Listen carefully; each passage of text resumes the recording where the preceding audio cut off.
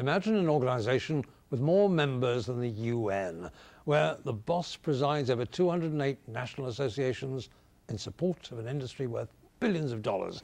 And it's all about a game which you call soccer and everyone else in the world calls football. The International Football Federation, FIFA for short, has just re-elected its president. The word election, however, doesn't do justice to the way Mr. Sepp Blatter regained his title this week. FIFA's idea of democracy would have gone down well in the old Soviet Union.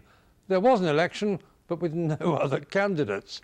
There had been one, but he was suspended after allegations of corruption.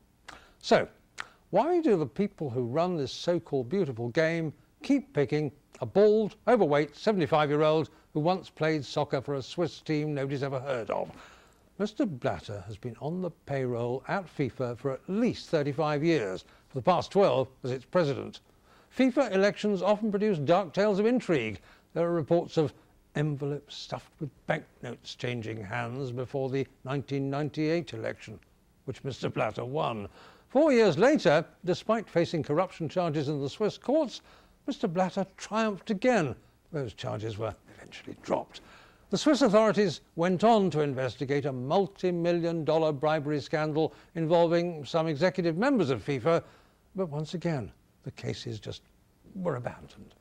Last year, in a classic Fleet Street sting, a British newspaper offered hundreds of thousands of dollars in bribes to 2 more big-time FIFA members. And surprise, surprise, these pillars of sporting integrity took the bait. But the bigger scandal of all, perhaps, was the way that FIFA recently picked the tiny state of Qatar in the Middle East as the venue for the 2022 Soccer World Cup.